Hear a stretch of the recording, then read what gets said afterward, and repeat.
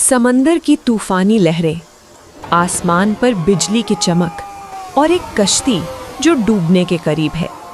लोग फैसला करते हैं कि किसी एक को कुर्बान करना होगा। और फिर कुरान निकलता है एक नबी का नाम। वो खुद समुंदर में कूद जाते हैं, मगर कहानी यहाँ खत्म नहीं होती। एक बड़ी मछली उन्हें निगल लेती है। 3 अंधेरे जहाँ जिंदा रहना नामुमकिन लगता है।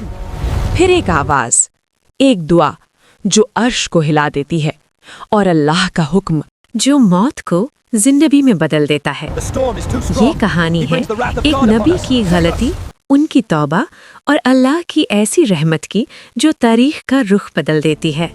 हजरत यूनुस अलैहिस्सलाम अल्लाह के पैगंबर थे। उनका असल नाम यूनुस बिन मत्ता था। उन्हें इराक के शहर निनेवा की तरफ भेजा गया, जहां 1 लाख से ज्यादा लोग रहते थे। ये शहर गुनाहों में डूबा हुआ था। बुत परस्ती आम थी और लोग अल्लाह को भूल चुके थे। अल्लाह ने उन्हीं में से एक शख्स को नबी बनाया ताकि वो अपनी कौम को सीधा रास्ता दिखाए। हजरत यूनुस अलैहिस्सलाम ने अपनी कौम को बुलाया, अल्लाह की इबादत उन्हें की पिछली तरफ। कौमों का अंजाम याद दिलाया, आद, समूद और नूह दाद की कौम। मगर लोग हंस दिए। उन्होंने कहा, हम और हमारे बाप दादा तो हमेशा से ये करते आए हैं। दिन गुजरते गए, मगर उनका इनकार बढ़ता गया। हजरत यूनुस अलैहिस्सलाम ने सब्र किया, मगर दिल टूट गया, और फिर वो बिना अल्लाह के हुक्म के शहर छोड़कर निकल गए।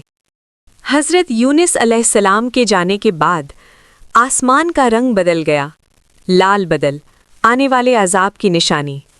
लोग घबरा गए। उन्हें नबी की बात याद आई। अल्लाह ने उनकी सच्ची तौबा कबूल कर ली और अजाब हटा लिया। ये वो कौम थी जिसे अजाब से पहले ईमान नसीब हुआ। दूसरी तरफ हजरत यूनुस अलैहिस्सलाम एक कश्ती पर सवार थे। रात हुई और समंदर में तूफान उठ गया। कश्ती डूबने लगी। लोगों ने बोझ हल्का किया। कश्ती अब डूब रही है, सब सहारा मजबूत पकड़ो, ये तूफान हमें बचने नहीं दे रहा। मगर तूफान रुका नहीं। आखिर फैसला हुआ, कुरा अंदाजी की जाए। 3 मर्तबा कुरा निकला और हर दफा नाम आया यूनुस अलैहिस्सलाम का।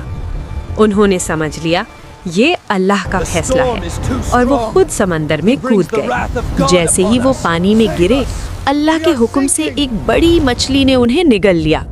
अंधेरा, गहरा अंधेरा, रात का, समुंदर का और मछली के पेट का।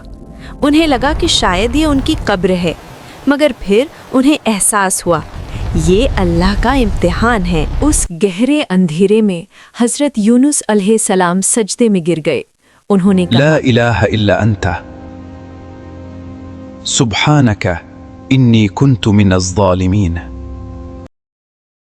यानी तू ही माबूद है, तू पाक है, और मैं ही गलती करने वालों में से हूँ।